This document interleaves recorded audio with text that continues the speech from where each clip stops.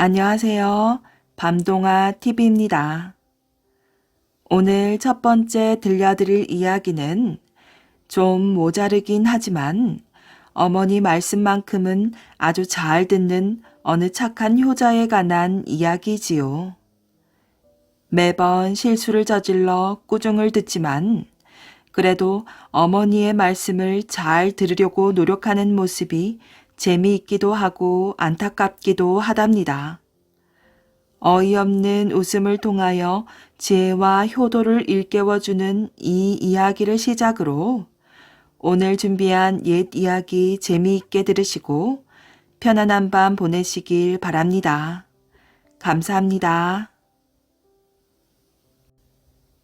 당나귀를 맨 효자. 옛날 어느 마을에 칠뜨기라는 아이가 홀어머니와 단둘이 살고 있었어요. 칠뜨기는 머리가 좀 모자라서 똑똑하지 못했지만 어머니 말은 아주 잘 들었지요. 어머니가 죽으라면 죽는 신용까지 할 정도였어요. 칠뜨기네는 가난하여 어머니 혼자 벌어서는 먹고 살기가 어려웠지요. 그래서 칠뜨기도 날마다 남의 집안일을 거들어주고 얼마 안 되는 돈을 받아 살림에 보탰답니다. 남들처럼 특별한 재주가 없는 칠뜨기는 심부름이건 농사일이건 시키는 대로 가리지 않고 하였지요. 또 일을 마치면 돈이든 쌀이든 주인이 주는 대로 받아왔어요. 어느 날 칠뜨기는 이웃마을 박서방네 일을 거들어주러 갔답니다. 담을 싸는 데 쓸 돌을 나르는 일이었지요. 저녁 때 일을 마치자 주인은 칠뜨기를 불렀어요. 오늘 애를 많이 썼구나. 자, 어서 받아라. 주인은 칠뜨기에게 돈 10푼을 쥐어주었지요. 예, 고맙습니다. 얼마 안 되는 돈이지만 칠뜨기에게는 아주 소중하고 값진 돈이었어요. 하루 종일 힘들여 돌을 나르고 받은 돈이니까요. 잃어버리면 안 돼. 칠뜨기는 돈을 손에 꼭 쥐고 집을 향하였어요. 하루 종일 땀을 많이 흘려서 그런지 목이 마르자 칠뜨기는 길가의 우물로 가서 물을 한 바가지 떠먹었지요. 집 가까이에 왔을 때 칠뜨기는 어쩐지 손이 허전하다고 생각하였어요. 아니, 내 돈. 칠뜨기가 물을 마시기 위해 손에 쥔 돈 10푼을 우물가에 놓았다는 것을 깜빡 잊고 그냥 온 것이지요. 칠뜨기는 신발을 벗어들고 우물로 곧장 달려갔어요. 그러나 돈은 누가 집어갔는지 온데에 간데에 없었답니다. 하는 수 없이 칠뜨기는 빈손으로 집에 돌아왔어요. 칠뜨가, 일이 너무 힘들었나 보구나. 어서 들어가 저녁 먹고 일찍 쉬거라. 기운 없이 터덜터덜 들어오는 칠뜨기를 본 어머니가 안타까워하며 말하였지요. 거짓말을 못하는 칠뜨기는 어머니에게 사실대로 말하였어요. 돈은 주머니에 넣어 가지고 오는 거야. 손에 쥐고 왔으니 잃어버리지. 예, 다음부터는 꼭 주머니에 넣고 오겠습니다. 칠뜨기는 단단히 마음먹었어요. 다음날 칠뜨기는 이웃 마을에 가서 하루 종일 풀 뽑는 일을 거들어 주었어요. 저녁 때 일을 마치자 주인은 칠뜨기에게 강아지 한 마리를 주었답니다. 열심히 일해줘 고맙구나. 품삯 대신 강아지를 줄 테니 잘 키워라. 칠뜨기는 좋아서 얼른 강아지를 받아서 안고 집으로 향하였지요. 참, 어제처럼 손으로 안고 가다가 강아지를 잃어버리면 큰일이야. 칠뜨기는 걱정이 되었답니다. 옳지, 어머니께서 호주머니에 넣어가지고 오라고 하셨지. 칠뜨기는 문득 어제 어머니가 일러준 말이 생각났지요. 칠뜨기는 강아지를 주머니에 집어넣었어요. 하지만 작은 주머니 속에 강아지가 들어갈 수 있었겠어요? 깨갱, 깨갱. 강아지는 들어가지 않으려고 마구 지저대며 발버둥을 쳤답니다. 그러나 어머니 말이라면 곧이곧대로 믿는 칠뜨기가 강아지가 야단 법석을 떤다고 그냥 둘 리가 없지요. 강아지야, 왜 그래? 어머니가 꼭 호주머니에 넣어가지고 오라고 하셨단 말이야. 칠뜨기는 먼저 강아지 머리를 주머니 속에 넣고 억지로 쑤셔 넣어버렸어요. 강아지는 답답해서 밖으로 나오려고 몸부림을 쳤지요. 강아지야, 조금만 참아. 집에 가면 풀어줄게. 칠뜨기는 호주머니 주둥이를 꼭 쥐고 뛰기 시작하였지요. 강아지는 숨이 턱턱 막히는 데다가 호주머니가 출렁거리자 더 이상 견딜 수가 없었어요. 강아지는 발톱으로 마구 주머니를 긁어대며 버둥거렸지요. 그래도 빠져나오지 못하자 강아지는 입으로 실밥을 물어뜯어 호주머니 밖으로 튀어나오고 말았답니다. 아니, 강아지야, 이리 와. 칠뜨기는 강아지를 붙잡으려고 뒤를 쫓아갔으나 도저히 따라잡을 수가 없었지요. 겁에 질린 강아지는 어디론지 멀리 도망쳐버렸어요. 칠뜨기는 하는 수 없이 빈손으로 터덜터덜 집에 돌아왔답니다. 오늘은 품삯을 돈으로 잘 받아왔느냐? 아니요, 강아지를 대신 얻었는데 주머니 속에 넣어오다가 놓치고 말았어요. 뭐라고? 강아지를 호주머니 속에 넣어오는 바보가 세상에 어디 있단 말이냐? 목을 끈으로 묶어서 끌고 오면 되지 않느냐? 어머니는 화가 나서 꾸짖었지요. 어머니, 잘못했어요. 다음에는 어머니 말씀대로 하겠어요. 칠뜨기는 어머니 말씀을 잊지 않겠다고 굳게 다짐했지요. 다음 날에도 이웃 마을에 일을 하러 갔어요. 하루 종일 밭의 풀을 뽑아주고 나니 주인은 조기 한 마리를 주었답니다. 집에 가지고 가서 어머니하고 구워 먹어라. 예, 고맙습니다. 조기를 받은 칠뜨기는 벌써부터 입에 군침이 돌았지요. 오늘은 잘 가져가서 구워 먹어야지. 조기를 들고 집으로 돌아가는 칠뜨기는 어제처럼 놓칠까봐 걱정이 되었어요. 어차, 어머니 말씀을 잊을 뻔했네. 목을 끈으로 묶어서 끌고 오라고 하셨지. 칠뜨기는 끈을 하나 구해서 조기 목을 꽁꽁 묶었어요. 이러면 꼼짝하지 못할 거야. 죽은 조기가 달아날 리 없지만 어머니 말씀대로 했답니다. 칠뜨기는 조기 목을 묶은 줄 끝을 잡고 끌고 갔지요. 길바닥에 질질 끌고 집에까지 가는 동안에 조기는 온통 흙투성이가 되었답니다. 그뿐인가요? 살점은 다 떨어져 나가고 앙상한 뼈만 남아 어떤 생선인지 구별도 안 되었어요. 대문 앞에서 칠뜨기의 모습을 본 어머니는 기가 막혀 한숨이 저절로 나왔답니다. 아이고, 이 못난 녀석아, 어쩌자고 조기를 길바닥에 끌고 와서 저 꼴로 만들었니? 조기 같은 생선은 종이에 싸서 지프로 몸통을 묶어 어깨에 메고 오는 것이야.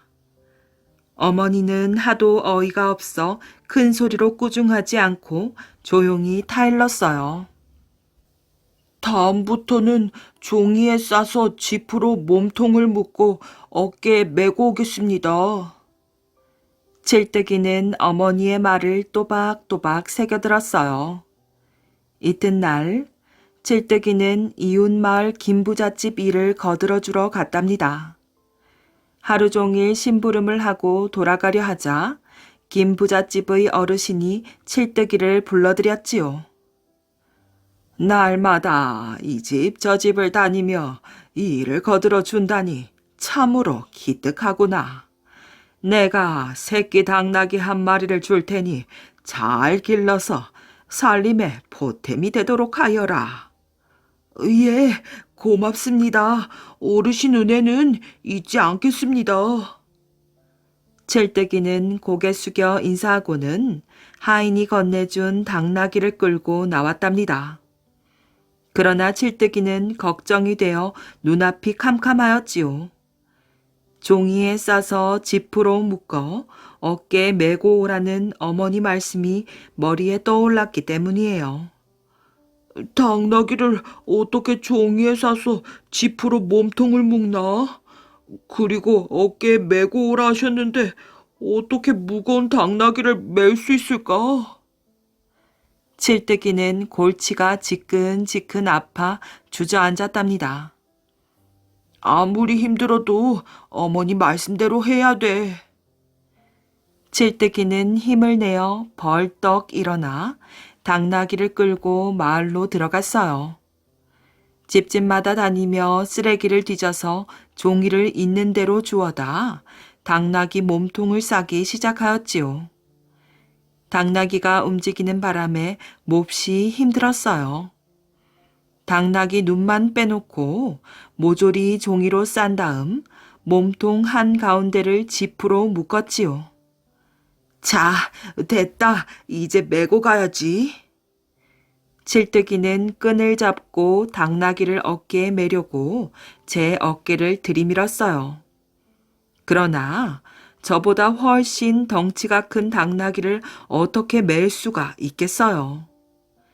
칠뜨기가 당나귀의 배 밑에 들어가 어깨를 들어올리자 머리통은 무거워 들리지 않고 뒷다리가 번쩍 들렸답니다. 에라 모르겠다. 이대로 메고 가야지. 칠뜨기가 당나귀 뒷다리를 어깨에 메고 끙끙거리며 걸어갔어요.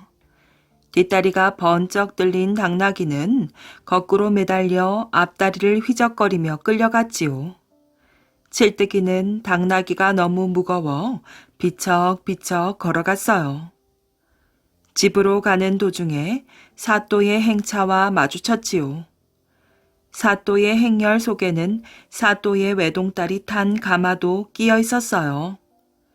사또의 외동딸은 갑자기 병이 나서 말도 하지 못하고 음식도 전혀 먹지 못하였어요. 용환 의원을 모두 불러 보이고 약을 썼지만 조금도 낫지 않았답니다. 몹쓸 병에 걸린 가엾은 딸을 안타깝게 여긴 사또는 딸이 죽기 전에 바깥 세상 구경을 시켜주고 싶어 데리고 나온 것이었지요. 마침 가마 안에서 바깥을 내다보던 사또의 외동딸은 당나귀를 업고 가는 우스운 광경을 보았답니다. 저 거꾸로 매달려가는 당나귀 좀 봐. 어? 종이 옷을 뒤집어 쓰고 눈만 빠꼼히 내놓았잖아? 정말 재미있는걸? 당나귀의 몸뚱이를 눈만 내놓고 온통 종이로 싼 것도 우스운데 뒷다리를 어깨에 메고 뒤뚱거리며 가는 광경을 보고 웃지 않은 사람이 있겠어요? 사또의 딸은 웃음을 참지 못하고 큰 소리로 깔깔 웃어대었어요. 그 순간 막혔던 목구멍이 탁 트인 것 같았지요. 아니, 가시잖아. 입을 가리고 마구 웃어대던 사또 딸의 손바닥에 커다란 생선 가시가 나왔답니다. 사실은 사또 딸이 몹쓸 병에 걸린 게 아니라 생선을 먹다가 가시가 목에 걸렸던 것이에요. 사또의 딸은 칠뜨기의 모습을 보고 웃는 바람에 몸의 병이 씻은 듯이 나은 것이지요. 이제는 못하던 말도 잘 하였어요. 사또는 기뻐서 어쩔 줄 모르며 말에서 내려와 칠뜨기에게 다가갔지요. 얘야, 왜 무거운 당나귀를 끌고 가지 않고 메고 가는 것이냐? 우리 어머니께서 이렇게 하라고 말씀하셨거든요. 칠뜨기는 가쁜 숨을 내쉬며 말하였어요. 사또는 칠뜨기를 바보로 보지 않았지요. 저 아이와 같이 어머니의 말씀을 그대로 따르는 효자가 어디 있단 말인가? 사또는 칠뜨기의 효성에 감동하였지요. 사또는 칠뜨기의 손을 꼭 잡고 말하였어요. 너는 효자 중의 효자이며 내 딸을 살려준 은인이야. 내 사위가 되어주게나. 예? 뜻밖의 말에 칠뜨기는 어리둥절하였지요. 칠뜨기는 사또의 딸을 아내로 맞이하여 어머니를 모시고 행복하게 살았답니다. 세상에서 제일 긴 혈서. 말탄 노인 한 사람이 사방을 두리번거리며 생각에 잠겨 있었어요. 한참을 그러다 탄식처럼 중얼거렸지요. 이 땅에도 봄은 오려나?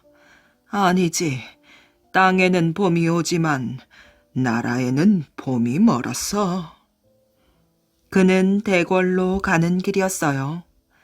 의자왕을 만나기 위해서였지요. 왕은 태자 시절부터 대담하고 용맹스러우며 형제간의 우애가 깊어 해동의 증자라는 칭송을 받았답니다. 또 무왕의 뒤를 이어 보위에 오른 후 초기에는 적극적으로 국력을 양성하고 국토 확장에 주력하였지요. 그 결과 국경지대인 대야성, 미우성 등 거성을 포함한 40여 성을 함락시켰답니다. 때문에 백성들까지 신라가 백제에 병합될 날이 머지 않았다는 얘기를 했지요. 그런데 10년 남짓 지나자 왕에 대한 나쁜 소식이 나돌기 시작하더니 이제는 완전히 방탕한 왕이라는 낙인이 찍히고 말았답니다. 그 낙인은 소문에 의해 잘못 찍힌 것이 아니었지요. 사실 그럴 정도로 왕은 궁녀들과 음란하게 놀았으며 나랏일은 완전히 뒷전이었어요. 신라에서는 복수의 기회를 노리고 있었으며 고구려 방비도 게을리할 수 없는 상황이었지요. 조정 대신들은 물론이려니와 백성들까지 불안에 떨고 있었답니다. 충간하는 대신들이 하나둘 사라지더니 이젠 아예 왕을 외면하거나 아첨하는 무리들만이 득실거렸어요. 온조 대왕께서 건국한 이래 700여 년을 이어온 왕조인데 한 군왕의 방탕으로 사직을 무너뜨릴 수는 없고 말고 목숨이 붙어있지 않다면 모르나 이렇게 목숨이 붙어있으니 입이 입구실을 해야지. 몸은 살아있어도 입이 제구실을 않으면 그건 죽은 목숨과 다르지가 않다. 노인이 말을 타고 궁궐 안으로 들어섰답니다. 그는 1등급 관등인 좌평 성충이었지요. 그가 갔을 때 왕은 이미 연락에 빠져 있었어요. 그는 어전으로 다가가 큰 소리로 입을 열었답니다. 폐하! 왕의 감긴 눈은 뜨이지 않았어요. 성충은 다시 소리를 높였지요. 폐하! 어허, 좌평이 웬일이요? 아주 잘 왔소. 거 누가 좌평 어른께 잔을 올려라. 왕은 눈을 감은 채 말하였어요. 폐하, 소신이 아랠 말씀이 있사옵니다. 침이 이 춘삼월 호시절에 듣고 싶은 것들은 꽃향기에 취한 벌, 나비소리, 짝을 찾는 새들의 지적임 뿐이로다. 아하하하. 폐하, 신은 오늘... 왕은 성충의 말을 싹둑 자르며 말하였어요. 그래, 오늘은 술이 마시고 싶다는 얘기지. 얘들아, 뭐들 하느냐? 술을 마시고 싶다고 하지 않느냐? 어서 술을 올려라. 성충과 가까이 있는 한 궁녀가 빈 잔을 가져와 잔을 가득 채웠답니다. 왕이 말하였어요. 누가 무릎을 좀 가지고 오너라. 성충은 왕의 속을 훤히 알고 있었어요. 자신의 입에서 나올 쓴소리를 들으려 하지 않는 것이었지요. 그렇다고 오늘 잔뜩 벼르고 온 이상 그냥 물러날 수가 없었답니다. 성충은 왕에게 나가려는 궁녀를 제지하고 앞으로 나갔어요. 폐하, 여기 소신의 무릎을 대령하였사옵니다. 비록 늙어 살 집은 없사오나 선왕폐하 앞에서부터 꿇던 무릎이오라 충성스런 무릎이옵니다. 왕은 여전히 눈을 감은 채였으나 뭐라 호통을 치려다 선왕폐하라는 말에 주춤하더니 계속 잠든 채 하였어요. 성충은 다시 힘을 내어 간하기 시작하였지요.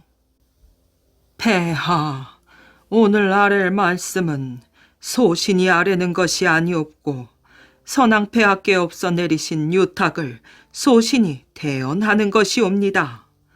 선왕께서 와병 중이실 때 소신을 옆에 불러 성충을 나로 믿고 의지하여 어려운 일이 있거든 의논해라 하오시던 유탁이 아직도 소신의 귀에는.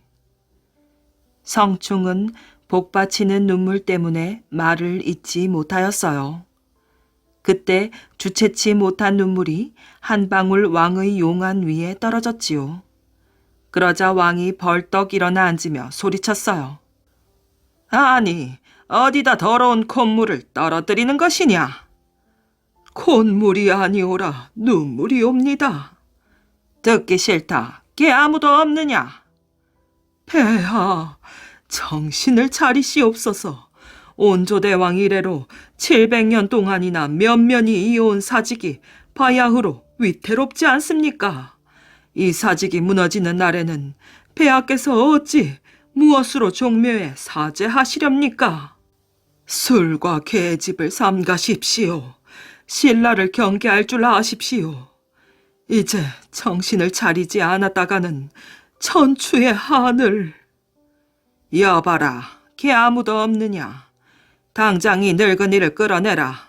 어서 끌어내. 왕명에 몰려든 궁액들에게 붙잡힌 성충이 소리쳤어요. 이놈들 놓아라. 어명 앞에서 노재상의 고함은 벌레 소리만도 못하였지요. 성충은 곧 옥에 갇히는 신세가 되고 말았어요. 그에게 덮어씌운 제목은 첫째, 용안의 콧물을 떨어뜨린 것, 둘째, 왕에게 호령했다는 것, 셋째, 왕명을 거역했다는 것, 넷째, 민심을 어지럽혔다는 것 등이었어요. 노구의 옥살이는 성충을 하루가 다르게 피폐케 하였지요. 그래, 죽기 전에 상소문이라도 써둬야겠구나. 옥살이 신세의 그에게 필묵은 가당치도 않은 것이었지요. 그는 흰 천으로 된 속옷을 벗어 옥의 마룻바닥에 펼쳤답니다. 잔뜩 힘주어 검지를 깨물어 피를 내었지요. 그리고는 한 자 또 한 자 써내려갔어요. 피가 멎으면 또 깨물고 다시 또 깨물며 썼답니다. 이제 소신 성충은 죽음에 이르러 상소하나이다. 지금 시세로는 반드시 가까운 장래에 전쟁이 일어납니다. 우리나라의 지세로 보아 상류의 진을 쳐야만 유리합니다. 적이 침입하면 육로는 탄현을 굳게 지키고 수로는 기벌포를 굳게 지켜 막아야 도성이 위태롭지 않습니다. 연락에 취해 있지 마시고 계백 장군에게 하명하여 소신이 지적한 2곳만이라도 미리 방비하게 하소서. 소신은 황천에서 백제의 만만세를 축수하오리다. 성충은 옥리를 불러 흰 속옷에다 피로 쓴 상소문을 왕에게 전하도록 이르고는 쓰러져 혼미한 상태로 중얼거렸답니다. 백제, 만만세. 꿈을 산 문희. 김유신에게는 보희와 문희 두 여동생이 있었답니다. 하루는 보희가 동생 문희에게 말하였어요. 문희야, 간밤에 내가 이상한 꿈을 꾸지 않았겠니? 내가 산에 오르다가 오줌을 누웠는데 글쎄 오줌이 멋지를 않아서 성안 마을이 다 잠겨버렸단다. 꿈이 정말 희한하지? 언니, 그 꿈 내게 팔아요. 꿈 값으로 내 비단 치마를 줄게요. 보희는 문희가 엉뚱하다고 생각했지만 사양할 이유는 없었지요. 그래서 문희에게 비단 치마를 받고 꿈을 팔았답니다. 며칠 뒤 김유신의 집에 김춘추가 놀러 왔어요. 이들은 마당에서 즐겁게 공놀이를 하였지요. 한창 즐겁게 노는데 김유신이 김춘추의 옷고름을 슬쩍 잡아당겨 떼었답니다. 아이쿠, 미안하네. 내 동생에게 부탁해. 옷고름을 꿰매달라고 하겠네. 집 안으로 들어가세. 유신은 보희에게 춘추의 옷고름을 꿰어달라고 하였어요. 아무리 오라버니 친구라 해도 처음 뵙는 분의 옷고름을 어찌 함부로 손볼 수가 있겠어요? 저는 할 수 없어요. 유신이 이번에는 문희에게 부탁하자 문희는 흔쾌히 응하였어요. 춘추는 실과 바늘을 들고 다소곳하게 들어오는 문희를 보고 심장이 마구 뛰었답니다. 문희도 신라 왕족의 후손이자 늠름한 청년인 춘추를 보며 얼굴이 붉게 달아올랐지요. 김춘추와 문희는 이 일을 계기로 가깝게 지내며 서로의 마음을 확인했답니다. 그러다 문희는 혼인하기 전에 춘추의 아이를 갖게 되었지요. 김유신은 동네 사람들이 다 듣도록 쩌렁쩌렁한 목소리로 동생을 꾸짖었어요. 혼인도 안 한 처녀가 아이를 가져 가문에 먹칠을 하다니. 그러면서 동생을 태워 죽이겠다며 마당에 젖은 장작을 쌓아 불을 붙였지요. 마당에서는 검은 연기가 하늘 높이 솟구쳤어요. 마침 신하들과 함께 산에 올라 논일던 선덕 여왕은 검은 연기를 발견하고 깜짝 놀랐답니다. 저기는 김유신 장군의 집이 아닙니까? 누이 동생이 혼인도 하기 전에 애를 뱄다고 김유신 장군께서 동생을 태워 죽인다고 합니다. 아이를 베게 한 사람은 대체 누구입니까? 그런데 옆에 있던 김춘추는 얼굴이 흑빛이 되어 어쩔 줄을 몰라 하였지요. 선덕 여왕이 이 모습을 보고 케어 물으니 김춘추가 바른 대로 말하였어요. 여왕은 불호령을 내렸답니다. 무얼 꾸물거리세요. 당장 가서 여인을 구하지 않고. 결국 김춘추는 그 길로 산에서 내려가 불구덩이에 던져질 뻔한 문희를 구하고 아내로 맞이하였어요. 훗날 김춘추는 신라의 왕이 되었고 문희는 왕비가 되었지요. 보희가 꾸었던 꿈은 아마도 온 신라를 휘어잡을 일을 예언한 건 아니었을까요? 높이 폭엔 알. 중국 전국 시대 위나라에 범수라고 하는 사람이 살았답니다. 말 솜씨가 상당히 좋았던 그는 어지러운 나라를 자신이 바로잡겠다는 큰 뜻을 가지고 있었지요. 집안이 가난했던 범수는 고향에서 중대부라는 벼슬자리에 있는 수가라는 사람을 섬기고 있었어요. 그런데 우연한 일로 수가의 비위에 거슬려 그만 감옥에 갇히는 신세가 되고 말았답니다. 그로서는 억울하기 짝이 없는 일이었지요. 그는 감옥에서 탈출하기로 마음먹었어요. 갖은 고생 끝에 겨우 감옥을 빠져나온 그는 정안평이라고 하는 사람의 집에서 숨어 지내었지요. 범수는 이름을 장록이라고 바꾸고 강대국인 진나라로 도망칠 기회를 노리고 있었어요. 때마침 진나라에서 왕계라고 하는 사신이 위나라에 왔다는 소문을 듣고 장록은 곧바로 숙소로 달려가서 자신의 뜻을 말하였지요. 장록의 말솜씨에 감탄한 왕계는 사신의 임무를 마치고 돌아가는 길에 그를 진나라로 데리고 갔답니다. 진나라에 도착한 왕계는 진나라 왕에게 장록을 소개하였지요. 위나라에서 오신 이 장록 선생은 아주 훌륭한 말솜씨를 가지고 있사옵니다. 이분은 진나라는 마치 계란을 쌓아 올린 것처럼 위험하다고 하였습니다. 그러나 자기를 쓰면 안전할 것이라고 장담하기에 이렇게 모셔왔습니다. 진나라 왕은 이 말을 듣고 기분이 그다지 좋지는 않았지만 자신의 마음이 넓다는 것을 보여주기 위해서 장록을 자기 신하로 삼았지요. 그로부터 1년 후 진나라는 위험한 처지에 빠지게 되었으나 장록의 뛰어난 말솜씨 덕분에 위험에서 벗어날 수 있었다고 합니다. 이 이야기는 사기라는 책의 범수전에 나오는 이야기지요.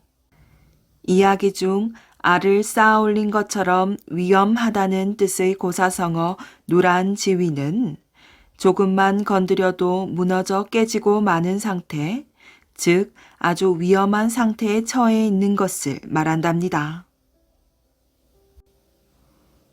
고구려의 왕이 된 소금 장수. 고구려의 왕실에는 몇 대째 피바람이 불었답니다. 왕이 되기 위해 혹은 왕의 자리를 지키기 위해 적이 될 만한 자의 목숨을 빼앗았지요. 그게 설령 가족이고 형제라 할지라도 예외가 없었어요. 막 왕이 된 봉상왕도 주변 사람들을 무조건 의심하였어요. 작은 아버지는 왕실에서 존중을 받는 자이니 언제든 왕의 자리를 위협할 테지. 내 아우 또한 믿을 수가 없어. 결국 봉상왕은 작은 아버지와 동생의 목숨을 빼앗았어요. 동생의 아들이자 조카인 을불마저 궁 밖으로 쫓아내버렸지요. 어린 나이에 세상으로 내몰린 을불은 머슴살이를 하며 근근히 살았답니다.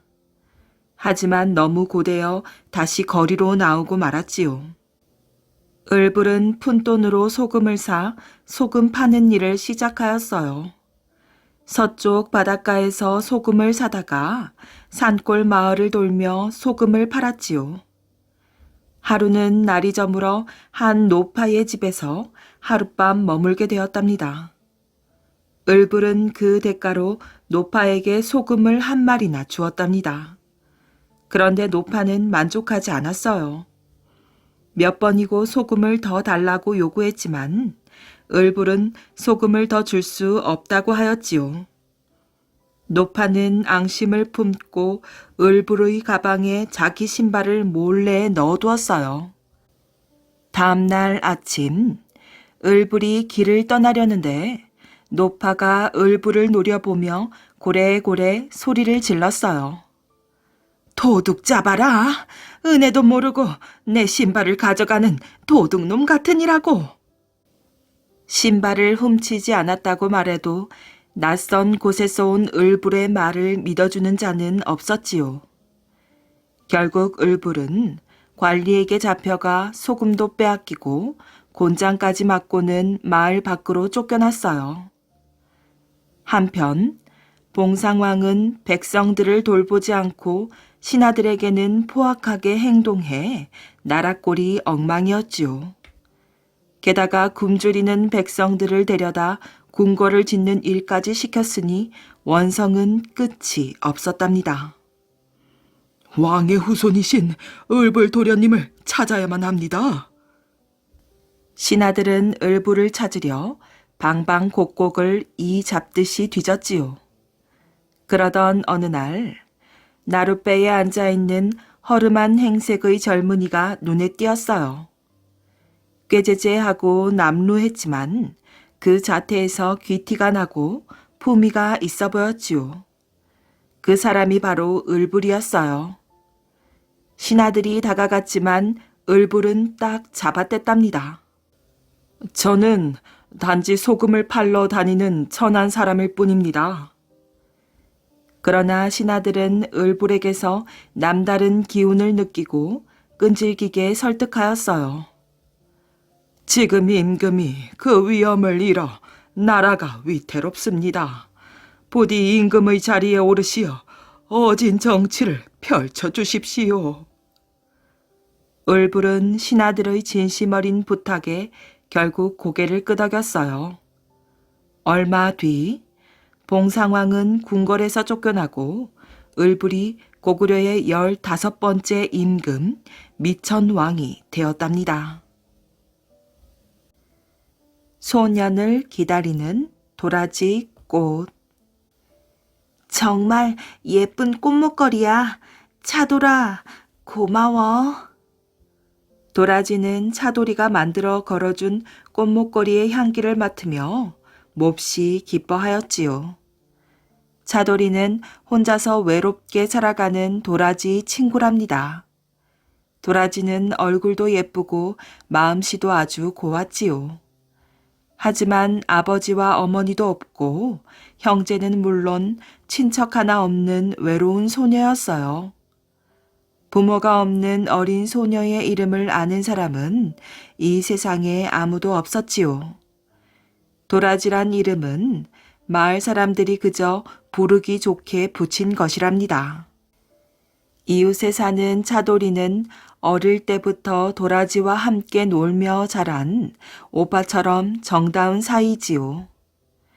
상냥하고 친절한 차돌이가 늘 곁에 있어서 도라지는 조금도 외롭지 않았답니다.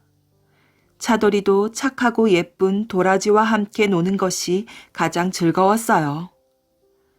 어른이 되면 도라지와 꼭 결혼할 거야. 차돌이는 입버릇처럼 도라지에게 말하였어요. 이런 말을 들을 때면 도라지는 얼굴이 홍당무처럼 빨개지곤 하지만 마음속으로는 너무너무 행복하였지요. 그러던 어느 날이었어요. 차돌이가 풀이 죽은 얼굴로 도라지 앞에 나타났지요. 차돌이의 눈에는 눈물방울이 맺혀 있었어요. 무슨 일이야? 어르신께 꾸중을 들었어? 도라지는 걱정이 되어 물었답니다. 차돌이는 도라지의 손을 꼭 잡고 힘없이 말하였지요. 어쩌면 좋으냐? 난 곧 먼 곳으로 떠나야 해. 먼 곳으로 떠난다고? 도라지는 가슴이 철렁 내려앉는 것 같았어요. 곧 중국 땅으로 공부를 하러 떠나. 난 너를 두고 혼자 가고 싶지 않지만. 차돌이는 말을 잇지 못하였지요. 공부를 다 마치고 돌아오려면 오래 걸리겠지? 10년은 걸리는가 봐. 도라지는 눈앞이 캄캄해지는 것 같았어요.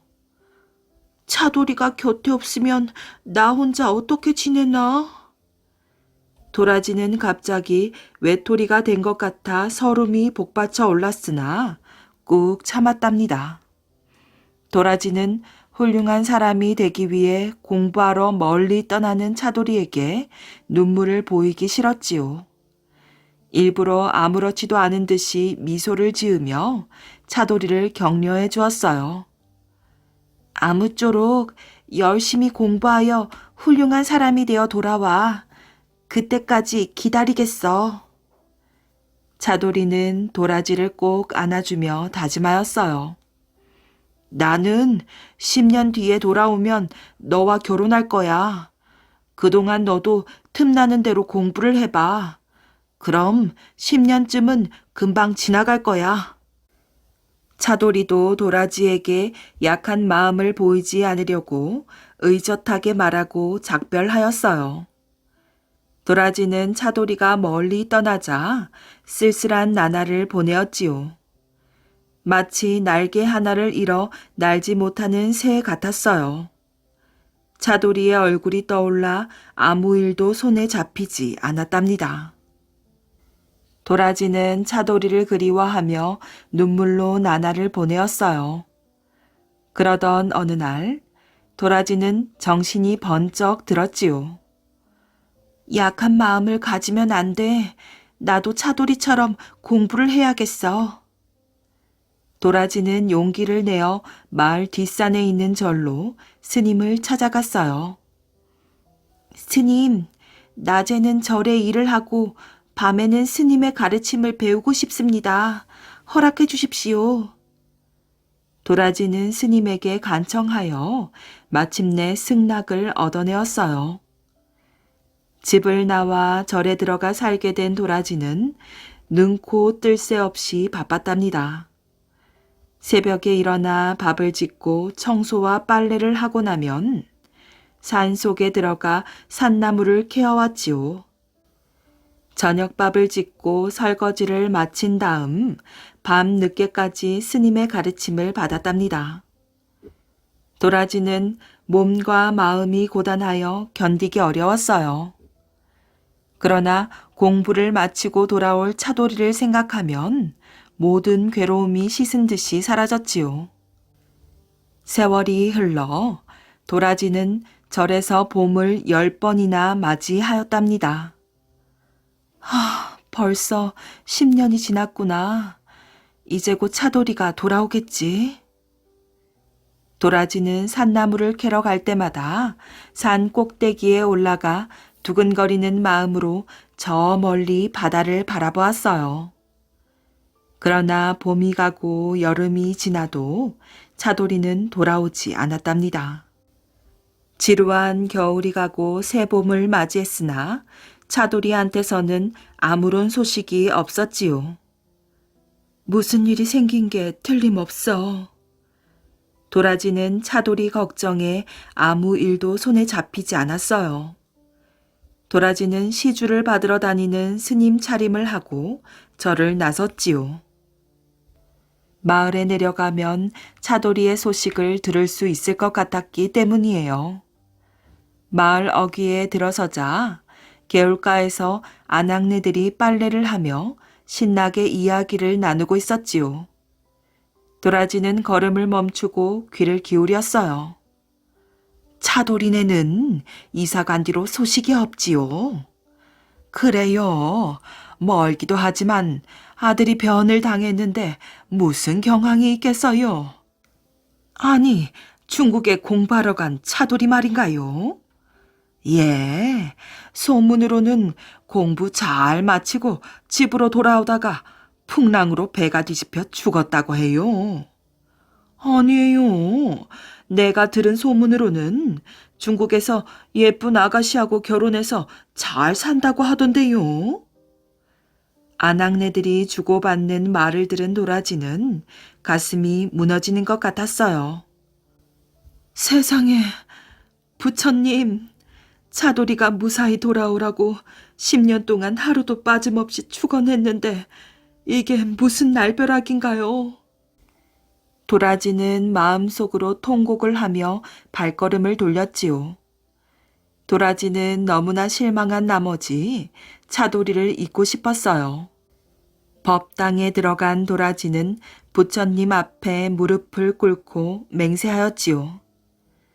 부처님, 저는 이제부터 차돌이를 잊겠다고 부처님께 맹세합니다.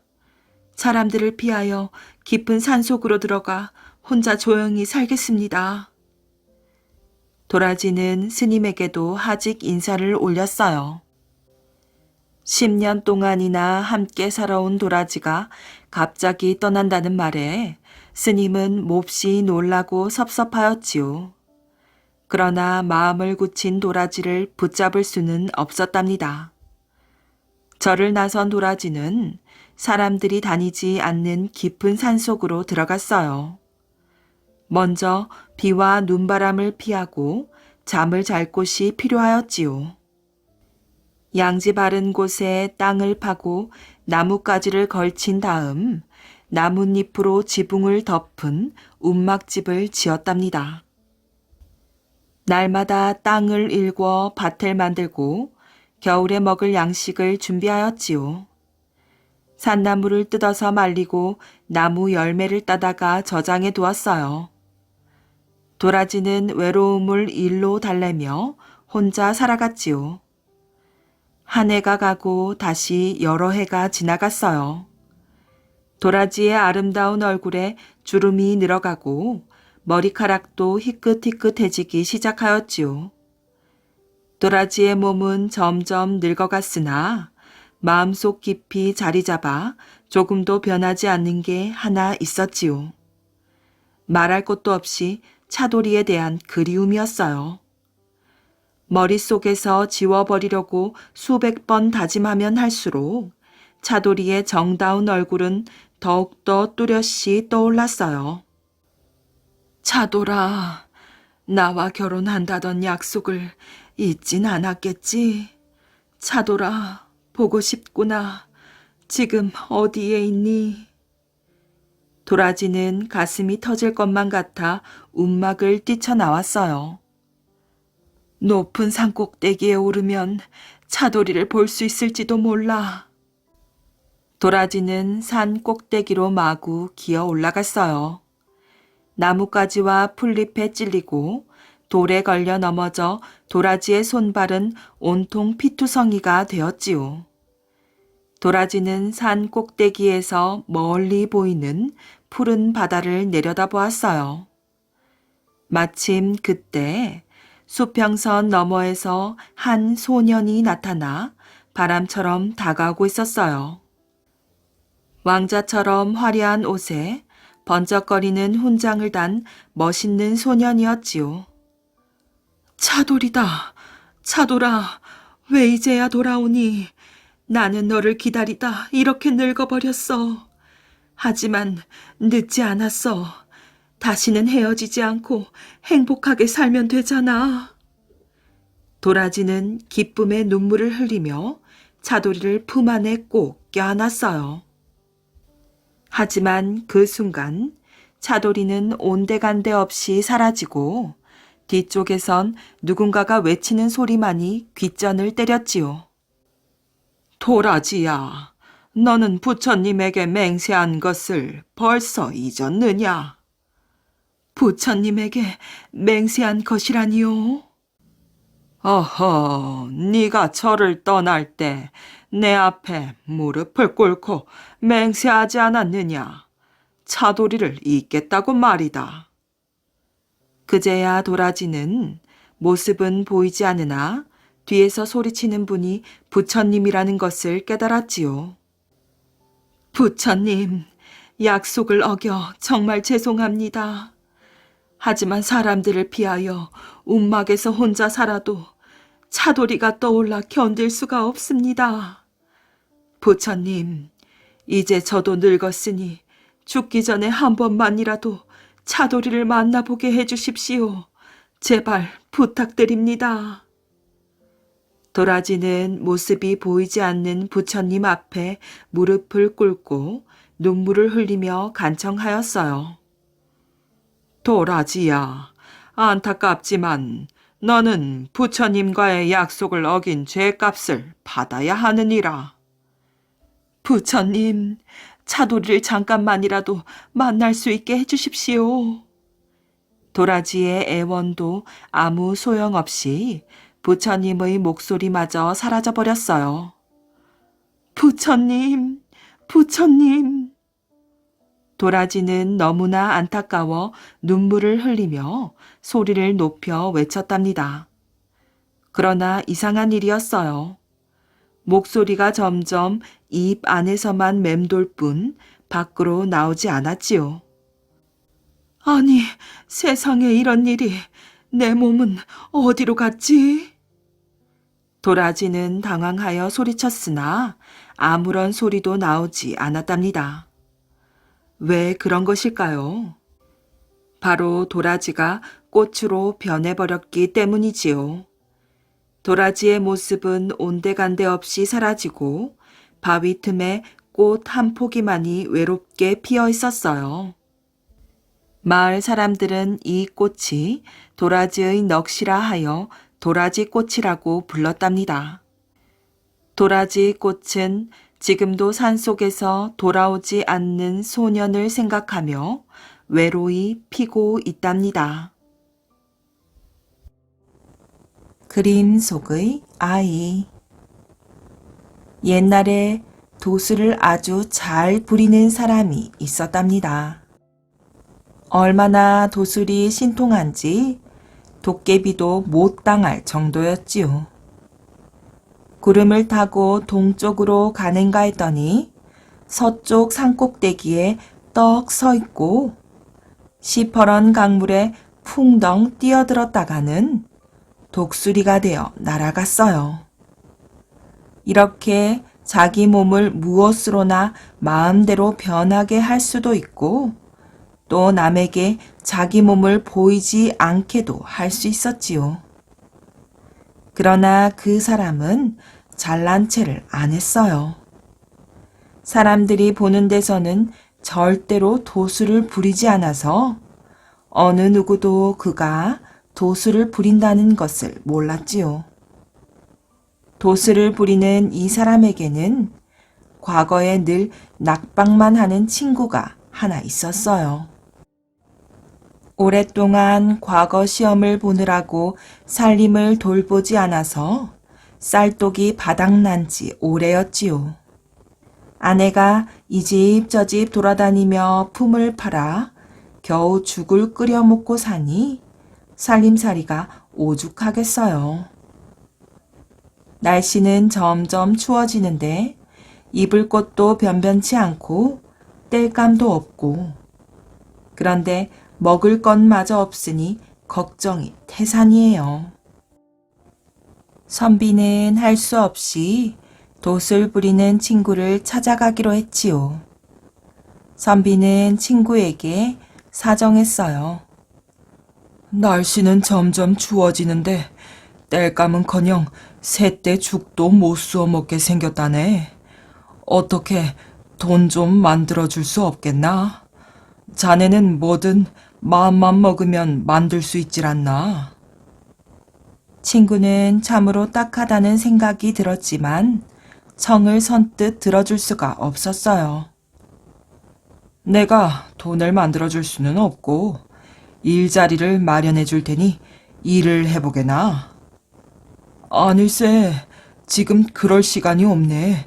당장 먹을 게 없어. 그러지 말고 돈을 좀 만들어주게. 그러자 친구는 아주 난처해하며 그림 한 장을 그려주었어요. 이 그림을 자네 방에 걸어놓게. 그리고 고지기야 고지기야 부르면 그림 속 아이가 대답을 할 걸세. 그러면 은돈을 한 냥만 달라고 하게.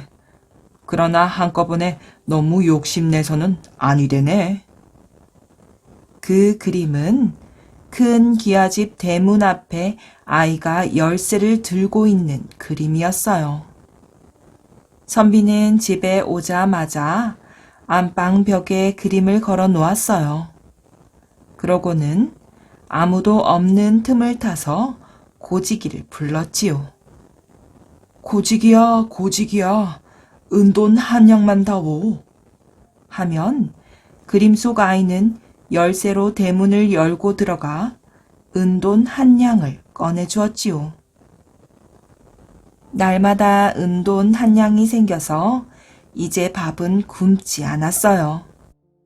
그러니까 몇 년은 걱정 없이 잘 지내었지요. 그러던 어느 날 갑자기 큰 돈이 필요하게 되었어요. 어린 자식이 덜컥 병이 났거든요. 선비는 전날처럼 고지기야 고지기야 하고 다급하게 그림 속 아이를 불렀어요. 그러자 아이는 대문을 열고 들어가 은돈 한 냥을 가지고 나왔어요. 아니다 얘야. 오늘은 은돈 100냥만 다오. 안 됩니다. 그러다 들키면 큰일 납니다요. 우리 집 어린 것이 병이 나서 그러니 딱 한 번만 내 청을 들어다오. 글쎄, 안 된다니까요. 선비가 자꾸 조르자 아이는 어쩔 수 없다는 듯이 그러면 제가 대문을 열어드릴 테니 직접 들어가서 가져가십시오. 선비는 할 수 없다 싶어 직접 그림 속의 대문 안으로 들어갔답니다. 그런데 바로 그때 문이 쾅 닫혔어요. 선비는 얼른 은돈 100냥을 꺼내 들고는 고지기야, 고지기야, 문 좀 열어다오. 어서 문 좀 열어줘. 하며 있는 힘껏 문을 두드렸어요. 그때 곳간 문이 활짝 열리더니 포졸들이 들이닥쳤지요. 웬 놈이냐? 감히 나라 창고에 들어오는 놈이. 포졸들이 선비를 오랏줄로 꽁꽁 묶어서 포도대장에게 끌고 갔답니다. 포도대장은 큰 소리로 선비를 꾸짖었어요.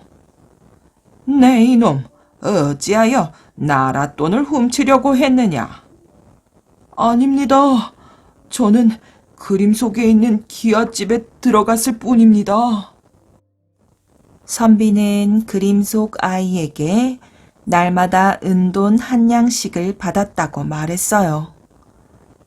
이런 고얀 놈, 도대체 그게 말이 되느냐? 그림 속의 아이가 돈을 갖다 줬다니. 여봐라, 저놈이 바른 말을 할 때까지 매우 쳐라. 포졸들은 선비를 형틀에 묶어놓고 볼기를 사정없이 내리쳤지요. 정말입니다. 우리 집에 가보시면 알 게 아닙니까? 안방벽에 그림이 걸려 있으니 가보십시오. 몇 명의 포졸들이 선비네 집으로 달려갔어요. 안방으로 들어가 보니 대궐 곳간 대문 앞에 한 아이가 열쇠를 들고 서 있는 그림이 걸려 있는 거예요.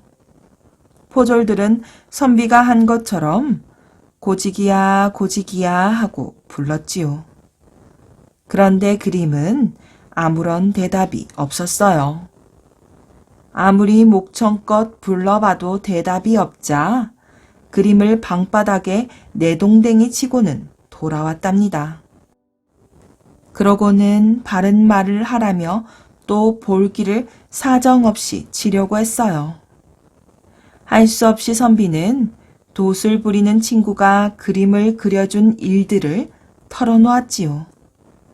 깜짝 놀란 포도대장은 급히 곳간으로 달려가 돈 궤를 살펴보았어요. 과연 돈 궤마다 모두 텅텅 비어 있었어요. 이런 고얀 놈들 같으니 여봐라, 저놈의 목을 당장 치렸다.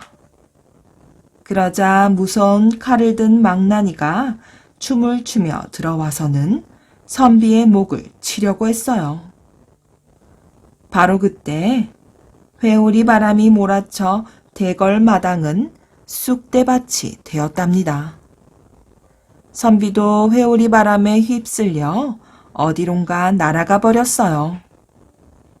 선비가 정신을 차리고 보니 돛을 부리는 친구가 앞에 서 있질 않겠어요.